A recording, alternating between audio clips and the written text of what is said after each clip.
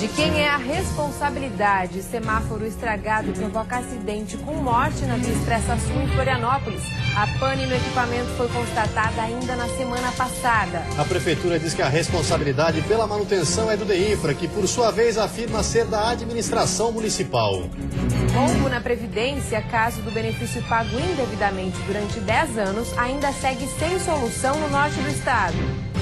Atenção, eleitores, termina na quinta-feira o prazo para justificar a ausência do voto no primeiro turno. Para justificar, é preciso anexar um documento que comprove a ausência na votação. Caso falte esse comprovante ou o juiz não aceite o requerimento, o eleitor paga a multa. E ainda os preparativos em Balneário Camboriú para a segunda maior festa de Réveillon do país. Mais de 1 milhão de pessoas devem participar do espetáculo da virada.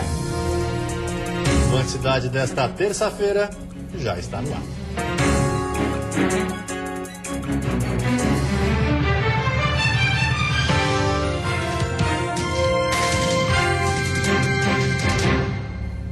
Olá, boa noite. Boa noite. Imprudência. 2 casos de embriaguez ao volante foram registrados nesta segunda-feira e por pouco não terminaram em tragédia. Em Chapecó, câmeras de monitoramento registraram um momento em que 2 mulheres foram atropeladas. As imagens foram feitas pelas câmeras da Polícia Militar no bairro Maria Gorete, em Chapecó. O motorista que estava embriagado atropelou as 2 mulheres que estavam atravessando a rua. As vítimas de 19 e 26 anos foram jogadas para o alto com o impacto. Uma delas bateu a cabeça no asfalto.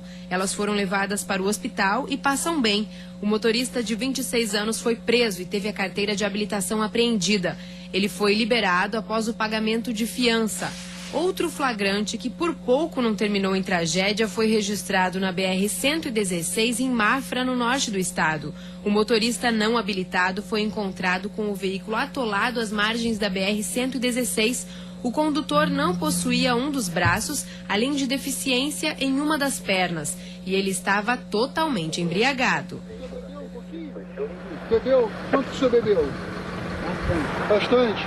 Tá bom. Na Serra Catarinense, as empresas instaladas nos municípios atingidos pelo granizo do dia 13 de outubro ganharam um prazo para pagar os impostos estaduais. Além disso, multas e juros sobre os impostos atrasados desde o dia do temporal não serão cobrados. Só no comércio, prejuízo com as milhões de reais. A maioria de vidros e telhas quebradas e estoque de material perdido. E é para ajudar esses empresários que o Estado assinou um decreto prorrogando por mais 30 dias, ou seja, até janeiro, o pagamento dos impostos estaduais que estão atrasados. Nós encaminhamos um documento ao governo do Estado e à Secretaria da Fazenda solicitando que fosse prorrogado os prazos para o pagamento dos impostos. Foi aceito, tem um decreto do governador em que permite isso. Então, as empresas que se sentiram prejudicadas ou que tiveram esse prejuízo vão ter essa oportunidade de pagar sem juros e sem correção. O decreto também suspende a cobrança de multas e juros referentes a atrasos nos pagamentos dos impostos estaduais pelo período de 1 mês. A medida vale para os municípios que decretaram situação de emergência na época: Lages, Ponte Alta e São José do Cerrito. O coordenador da Defesa Civil explica que, além disso, as empresas também têm outros benefícios assegurados por lei em catástrofes, como aconteceu em Lages. Abrir um crédito extraordinário para que ela possa financiar aí o seu telhado ou então o maquinário, né, que porventura veio estragar.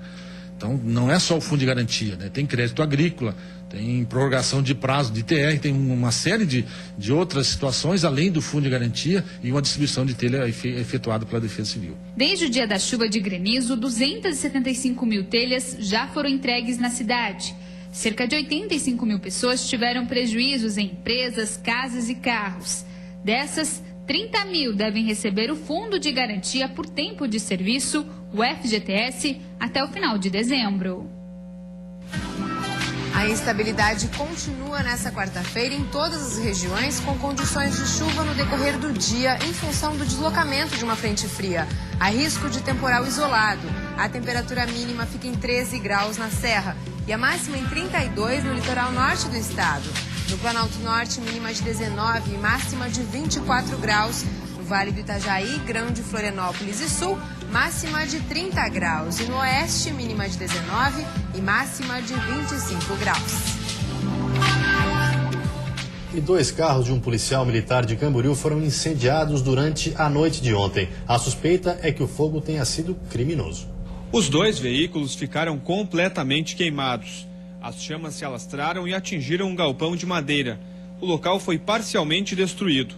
O fogo começou por volta das 11h30 da noite de segunda-feira, no bairro Monte Alegre, em Camboriú. Mesmo com o trabalho rápido dos bombeiros, o prejuízo foi grande, cerca de R$50 mil. Ninguém se feriu. Os proprietários do galpão encontraram uma garrafa PET com combustível próximo aos veículos. Além disso, testemunhas contaram que viram 2 homens fugindo do local em uma moto, o que reforça a ideia de que o incêndio tenha sido criminoso. Os veículos queimados são de um policial militar de Camboriú, que preferiu não gravar entrevista. Ele disse que não sabe qual teria sido o motivo do ataque. A Polícia Civil vai investigar o caso e uma perícia deve ser feita no local. Por enquanto, ninguém foi preso. E a seguir, viver bem e por mais tempo. O IBGE mostra que Santa Catarina tem a maior expectativa de vida do país. Mas uma outra realidade preocupa em Santa Catarina: a falta de acessibilidade para os portadores de deficiências.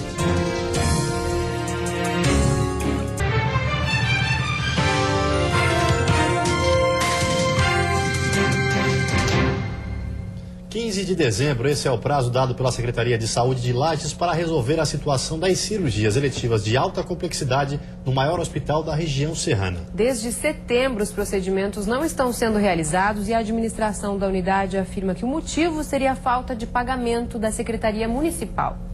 Até agora, a dívida com o hospital chega a quase R$1 milhão. Segundo o diretor administrativo da unidade, esse valor seria o excedente dos custos que o hospital vem tendo mensalmente. Ao mês, o município repassa ao hospital R$373 mil.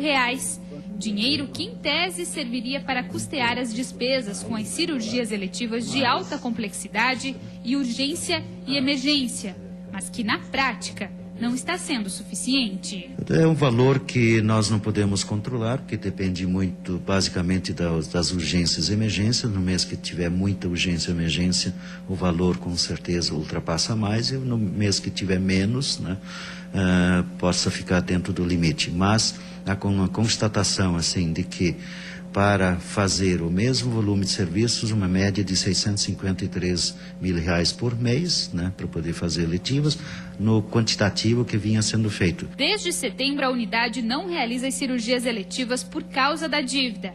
Assim, cerca de 350 pessoas estão na fila de espera para fazer o procedimento. O caso foi parar na Câmara de Vereadores de Lages. Nesta segunda, a secretária e a gerente de saúde da região prestaram esclarecimentos sobre o caso. Então, na verdade, assim, nós temos que pagar o que é devido, sim, que é essa contratualização que é paga todo mês, e o excedente vimos pagando até agosto e agora tem que ser apresentado ao Estado. E o Estado que deve arcar, então? É o Estado que cobra da União. Na verdade, o pagamento da alta complexidade é da União. Durante a sessão, ficou acordado que até o dia 15 de dezembro, a situação no Hospital Nossa Senhora dos Prazeres deve estar resolvida. Uma reunião entre município e Estado deve ocorrer nos próximos dias. E isso, o dinheiro está na conta do Fundo Municipal e após esse encontro, então, que o Estado tenha acesso a esse recurso, ele vai ajustar aí novamente os termos para ver a quem vai ficar a responsabilidade do repasse, né? O Hospital Nossa Senhora dos Prazeres é o maior da região, abrangendo mais de 580 mil pessoas em 53 municípios do estado. Uma pesquisa do IBGE revelou que os catarinenses, em média, vivem 3 anos a mais que os moradores de outros estados do país. Além disso, o estado tem também a menor taxa de mortalidade infantil. Quando uma criança nasce, a esperança é por uma vida longa. No caso de quem tem Santa Catarina como terra natal, a expectativa é chegar aos 78 anos. A média dos catarinenses foi o melhor resultado entre os estados brasileiros, segundo a pesquisa feita pelo IBGE.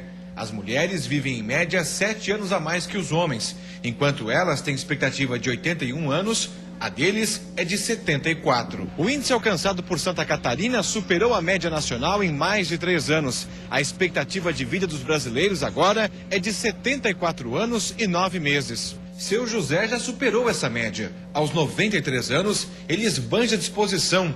Acompanhado da bengala, ele faz a caminhada matinal todos os dias, além de manter uma boa alimentação. Qual é o segredo para chegar à terceira idade, com qualidade de vida, poder ter essa disposição que o senhor tem?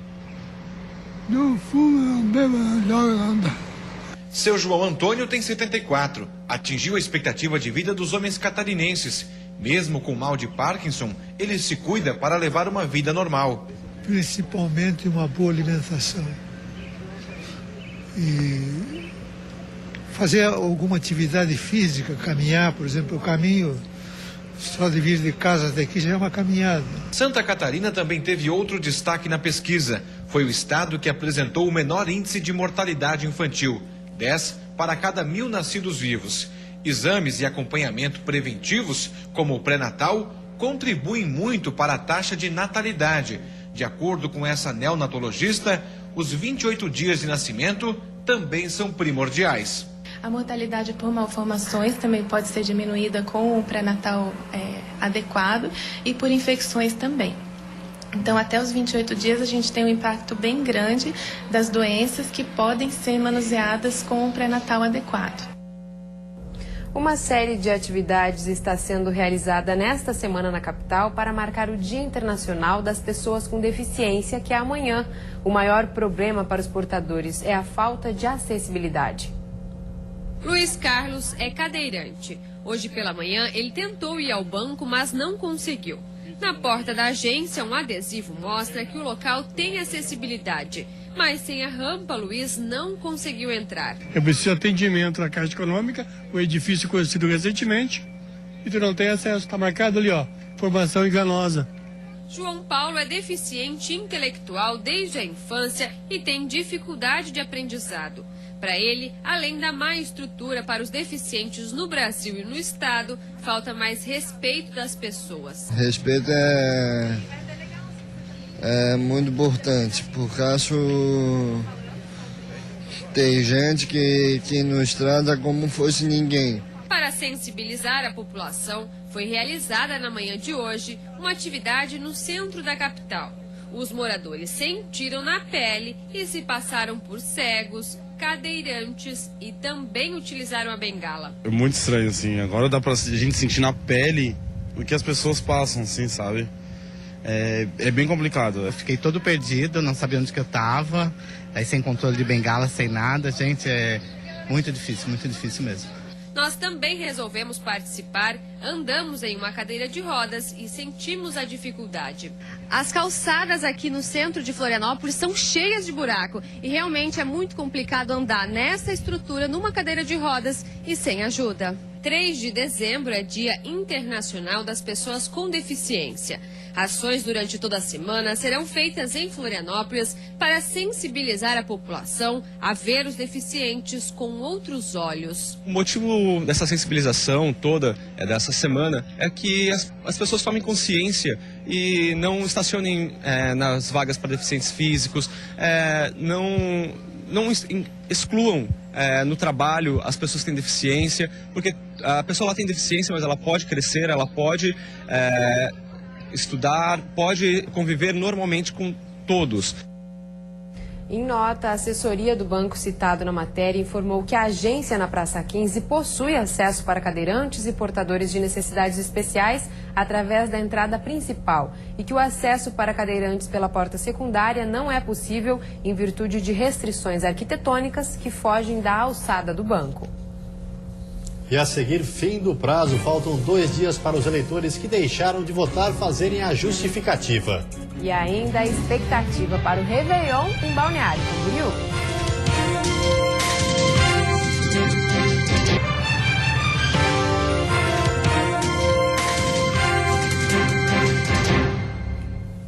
Faltam 2 dias para os eleitores que deixaram de votar no primeiro turno fazerem a justificativa. Ficar em dívida com a Justiça Eleitoral traz uma... A ausência no primeiro turno das eleições encerra na quinta-feira, dia 4.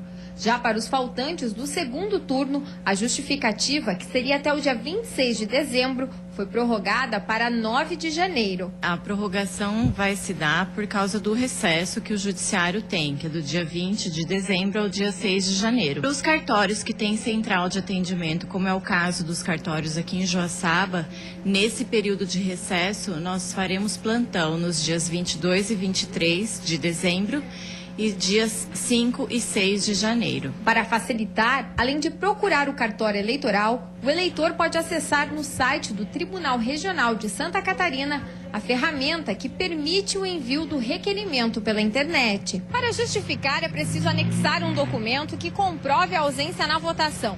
Caso falte esse comprovante ou o juiz não aceite o requerimento, o eleitor paga a multa. Não justificar o voto implica ainda em uma série de transtornos ao eleitor. Obter ou renovar passaporte, fazer matrícula em estabelecimento público de ensino, tomar posse em concurso público, enfim, são várias situações que o eleitor precisa apresentar a certidão de quitação eleitoral e ele, se não justificar ou não pagar a multa, no caso, se perder o prazo para a justificativa, ele não vai estar regular com a Justiça Eleitoral e não vai ter esse documento que é a quitação eleitoral.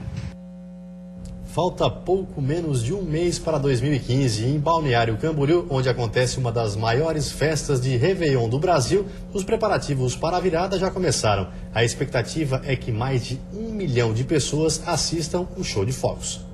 Balneário Camboriú tem pouco mais de meio século de emancipação, mas já conta com algumas tradições. Entre elas está a grande festa de Réveillon.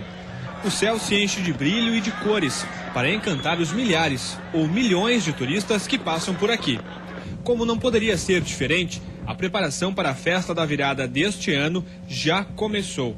Nesta semana, sai o resultado da licitação que vai apontar qual empresa comandará a queima de fogos. Serão no mínimo 15 minutos de show, 25 toneladas de fogos e um investimento que pode chegar a R$1.800.000.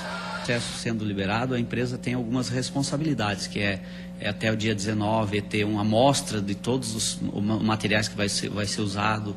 A partir desse dia as balsas já têm que estar ancoradas em algum local próximo de Balneário para começar sendo vistoriado todo esse material. Neste ano, a principal mudança na festa da virada não vai ser no show de fogos, e sim na faixa de areia. Isso mesmo, uma lei municipal aprovada recentemente proíbe a demarcação e a reserva de espaços na orla durante os dias próximos ao Réveillon. A ideia é que toda a área fique livre para receber moradores e turistas que escolhem Balneário Camboriú para celebrar a chegada do Ano Novo.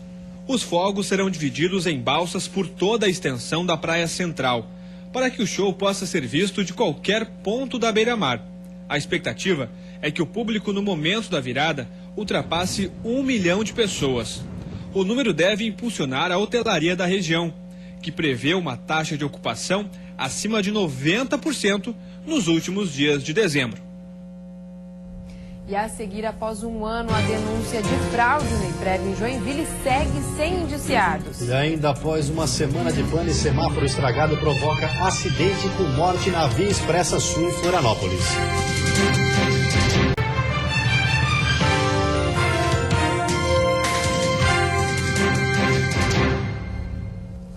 Um ano depois de vir à tona, a denúncia de fraude no IPREV de Joinville segue sem indiciados. O caso repercutiu depois que o pagamento de um beneficiário já falecido continuou sendo feito durante cerca de 10 anos. Os pagamentos indevidos foram feitos durante uma década. João José Perini era beneficiário da esposa, uma servidora estadual falecida em 1996. 6 anos depois, ele também faleceu, mas o benefício que deveria ser encerrado continuou a ser depositado. Para o Estado, o pensionista estava vivo. Os depósitos continuaram a ser feitos entre 2002 e 2012. Em dezembro do ano passado, a Polícia Civil abriu inquérito para investigar o caso. As suspeitas recaíam sobre as 2 filhas e um terceiro que supostamente teria participado do esquema para o recadastramento anual do benefício. Nenhuma pessoa foi ainda indiciada por esse fato. Então, Da nossa parte, ainda é cedo apontar os que seriam os responsáveis por eventual crime. Foram realizadas algumas perícias e nós também solicitamos ao próprio IPREV o resultado de toda a sindicância administrativa realizada por eles. A sindicância aberta pelo IPREV foi concluída em fevereiro. Segundo a investigação interna, não houve favorecimento ou desvio de conduta de nenhum funcionário. O inquérito policial teve que ser entregue ao Ministério Público sem o relatório final por conta do fim do prazo. O inquérito foi encaminhado ao Fórum em julho deste ano e chegou à 2ª Promotoria em setembro. O documento já foi analisado. O parecer do Ministério Público deve sair no começo de 2015. O caso pode voltar à Polícia Civil para a conclusão das investigações e do relatório final. Então nós aguardamos essa manifestação do Ministério Público e, se necessário, inclusive para novas oitivas, perícias em relação a esse caso. O rombo da fraude, calculado sem juros e correção monetária, é de R$ 415 mil. Corrigidos, estima-se que passe de R$ 1 milhão. Operação Ave de Rapina. Praticamente todos os vereadores de Florianópolis foram chamados a depor, mesmo 10 dias após a conclusão do inquérito da Polícia Federal. Irregularidades nos semáforos e radares da capital estão entre as suspeitas. E com o impasse na manutenção dos equipamentos, uma morte em acidente de trânsito foi registrada hoje na Via Expressa Sul. Agora o semáforo está funcionando normalmente, mas quem trafega pela rodovia rápida utilizada na entrada ou saída do túnel teve que conviver durante dias com problemas de trânsito. Hoje pela manhã, um motociclista de 40 anos morreu ao colidir com um automóvel. Vânio, morador da região, conta que, apesar da sinalização, o local estava perigoso e que o acidente já era anunciado. A gente quer providências. Agora que foi tomada, acredito eu que essas providências foram tomadas por quê? Não tinha como tomar antes essas providências? A Via Expressa Sul, como é conhecida, é na verdade a SC 401 Sul. E por ser uma rodovia estadual, seria de responsabilidade do DEINFRA, o Departamento de Infraestrutura do Governo do Estado. Em nota oficial, no entanto, o órgão disse apenas que fez a instalação dos semáforos no local, mas que a manutenção deles sempre foi feita pela Prefeitura. O procurador de Florianópolis afirma que, embora a Prefeitura já tenha executado este serviço, ele não é dever do Poder Público Municipal. A Prefeitura sempre está disposta a auxiliar quando necessário, mas não detém responsabilidade sobre as sinaleiras ali que se encontram em rodovias estaduais. Já outros 1.600 semáforos e radares instalados em Florianópolis são mantidos pela empresa Focali. O contrato assinado com a Prefeitura é um dos 23 investigados pela Polícia Federal na Operação Ave de Rapina.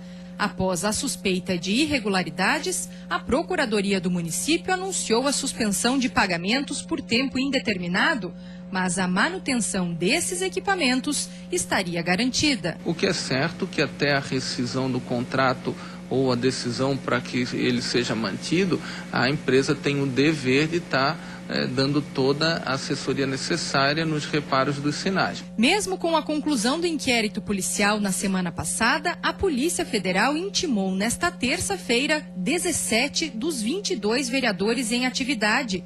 No centro das denúncias no Legislativo Municipal estariam o parlamentar Marcos Aurélio Espíndola, o Badeco, que continua detido, e o ex-presidente da Casa, César Belloni Faria, que renunciou ao cargo. A Prefeitura de Florianópolis decidiu no final da tarde de hoje romper o contrato com a Focali, empresa responsável pelo serviço de manutenção dos semáforos na cidade. Agora será feito um contrato emergencial com uma outra empresa. Vamos ver como está o trânsito ao vivo aqui na capital. Na sua tela, imagens das pontes que fazem a ligação entre a ilha e o continente. Movimento lento e mais intenso para quem se dirige à região continental da capital. Em Florianópolis faz 28 graus nesse momento. E você fica agora com o Jornal da Band. Uma ótima noite a todos e até amanhã. Uma boa noite para você e até amanhã.